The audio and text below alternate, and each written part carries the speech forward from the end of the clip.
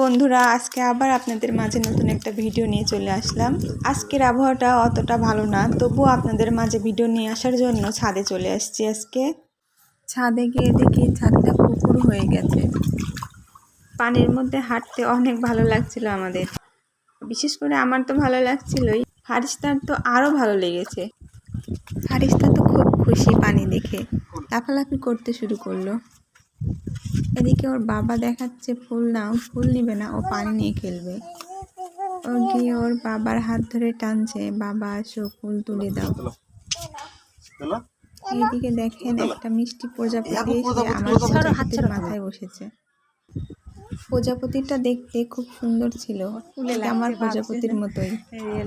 প্রজাপতিটা হয়তো ভেবেছিল ওটা রিয়েল ফুল, কিন্তু ওটা যে একটা প্লাস্টিকের ফুল প্রজাপতি ওটা বুঝতে পারে নাই। যখন বুঝতে পারলো তখন প্রজাপতিটা উড়ে গেল। এদিকে ফারিস্তা আর তার বাবা খেলা শুরু করেছে। দুজনেই মনে হচ্ছে ছোট মানুষ। মেয়ে আর তার বাবা যখন একসাথে থাকে মাকে যেন ভুলেই যায়। যাই হোক, বাবার মেয়ের ভালোবাসাটা দেখতে অনেক ভালো লাগে। আমার মেয়েটা একটা ঢঙ্গি মেয়ে, কথায় কথায় যেন রাগ করে। তবে ওর একটা ভালো দিকও আছে, ওকে যদি সরি বলা যায় ওর রাগ কমে যায়। দেখেন পানি পেয়ে খেলা শুরু করে দিয়েছে, দুষ্টামিটা বেড়ে গেল পানিতে। আজকের আবহাওয়াটা ঠান্ডা আর মেঘাচ্ছন্ন, অনেক ভালো লাগছে এই পরিবেশটা। ছাদে প্রাকৃতিক সৌন্দর্য উপভোগ করতে আমরা মা, মেয়ে আর তার বাবা চলে এসেছি। অনেকটাই সময় কাটালাম ছাদে, অনেক ভালো লাগলো।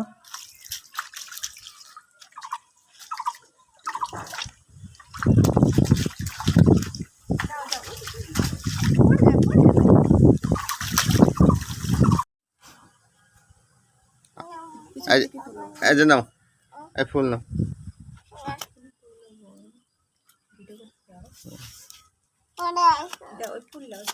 বাবা দিচ্ছে, নাও দাও। থ্যাংক ইউ বলো। মেয়ে হাঁটতে চাচ্ছিল না, বারবার বলতেছিল কোলে নাও আম্মু, আম্মু কোলে নাও। কিন্তু ওকে তো আমি কোলে নিব না, ওকে হাঁটাবো। ও কখনোই ভিডিও করতে দেয় না, সব সময় এরকম করে, বলে আম্মু কোলে নাও, আম্মু কোলে নাও।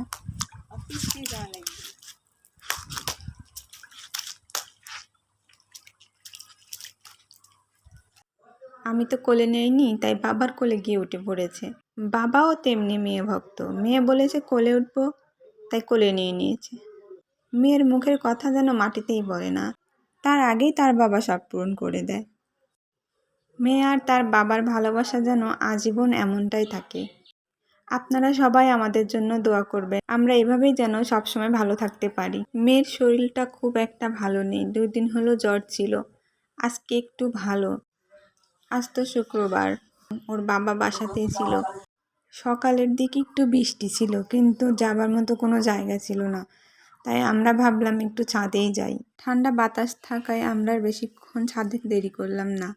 আজকের মতো এই পর্যন্তই, আবারও নতুন কোনো ভিডিও নিয়ে আপনাদের সামনে নিয়ে আসব। আমার মেয়ের জন্য সবাই দোয়া করবেন এবং পাশে থাকবেন। আজকের মতো এই পর্যন্তই, আল্লাহ হাফেজ।